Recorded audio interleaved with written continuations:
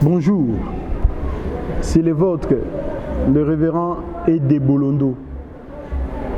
Je vous reviens encore une fois pour vous parler des confinements. Je vais m'adresser aux enfants. On a fermé les écoles à cause de la pandémie. L'État nous demande de nous confiner, de rester chez nous. Et les enfants se retrouvent ensemble avec les parents. Quelles que soient les circonstances, quelle que soit la crise, les conséquences, et moi je pense qu'on peut l'exploiter autrement. Alors, nous enfants, nous devons savoir que nous avons des devoirs vis-à-vis de nos parents. Les cours, l'école nous a beaucoup dédouanés de ces devoirs-là. Non, papa, moi je cours, non, l'école, je suis fatigué, on avait des gants, il y a les temps de cours et des répétitions. Et les parents sont très larges par rapport à ça. Très larges, il y a la maman qui accepte, il y a le papa qui tolère, tout ça c'est bon. Maintenant, il n'y a pas de cours, il n'y a pas d'école, il n'y a pas de formation. Mais c'est le temps pour nous de démontrer à nos parents que nous sommes des enfants sages. Que nous sommes des enfants aimables, compréhensifs, intelligents. Au lieu de verser à des impolitesses sans tête niquée. Ah, mais papa devrait partir, c'est confinement vraiment, moi, ah non. Oh, papa est à la maison, il nous met mal à l'aise, il parle à tout moment, il veut tout voir, il veut tout savoir, mais c'est quoi ça, ces comportements? Moi j'en ai marre. Tu t'isoles dans ta chambre, tu ne veux pas sortir. On t'appelle, non, je suis fatigué, je suis malade, oh, maman, c'est là, et puis après tu sors dehors, tu sors, et puis tu vas vers les amis ou le voisin, mais notre père, depuis qu'il est là, ben, vraiment, c'est confinement, j'en ai marre. Non! Bien-aimés enfants, c'est le temps de maximiser le respect, de démontrer à tes parents combien vous êtes honorable, combien vous êtes digne de confiance. C'est ce que les parents entendent de leurs enfants. Que ce confinement, que la présence de papa et de maman qui sont devenus permanentes à la maison ne te décourage pas, ne te mette pas mal à l'aise. Au contraire, c'est une très bonne occasion pour essayer de puiser encore plus dans la sagesse et l'intelligence de nos parents. C'est le moment de nous affectionner encore davantage à nos parents qui nous ont toujours laissés et partir.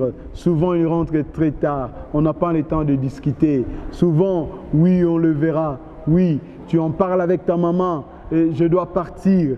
Tu vois, tout ça, c'était courant. C'était courant. Mais maintenant que le confinement nous donne cette occasion, eh bien, évitons de blesser, de choquer, de décevoir le parent. Chers enfants, que cette période soit une période où nous allons exercer de bonnes manières vis-à-vis de nos parents. La Bible dit ceci. Un fils insensé fait le chagrin de son père.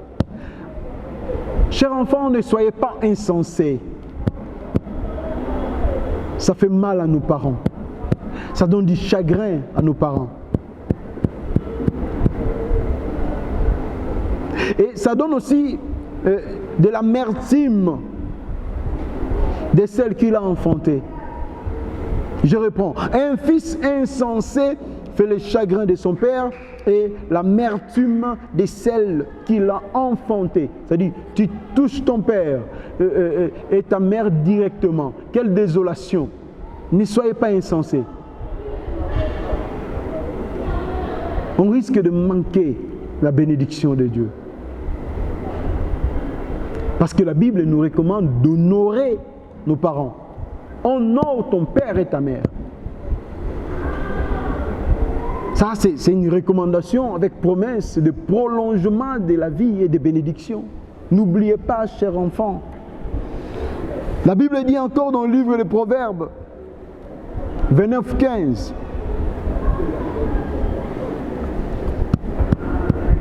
La verge de correction donne la sagesse, mais l'enfant livré à lui-même fait honte à sa mère. Ne sois pas une honte à ta maman. Il y a des enfants qui ne tolèrent pas la correction. Ah, papa est là. Depuis qu'il est là, eh ben, on a chaud. Hein? Il ne fait que corriger, blâmer, gronder. Mais oui, c'est pour ton bien. C'est pour ton bien. Il sait pourquoi il le fait. Il te façonne. Il veut te transformer en une personne agréable. La Bible dit la verge et la correction donnent la sagesse. La verge et la correction donnent la sagesse. Mais l'enfant livré à lui-même fait honte à sa mère. Il ne faut pas faire honte. Ne sois pas livré à toi-même. La Bible dit ne soyez pas sage à tes propres yeux. Cher enfant, ne te crois pas sage, tu dois apprendre de tes parents. Sois calme et sois posé. Sois humble et apprends. Apprends pour ton bien, pour ton avenir.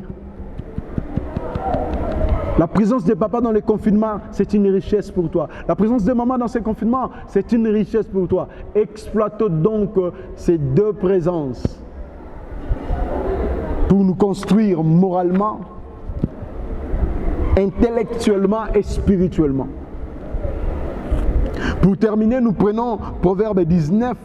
Nous allons voir ce que la Bible nous dit. Proverbe 19, 13, que dit la Bible. Un fils insensé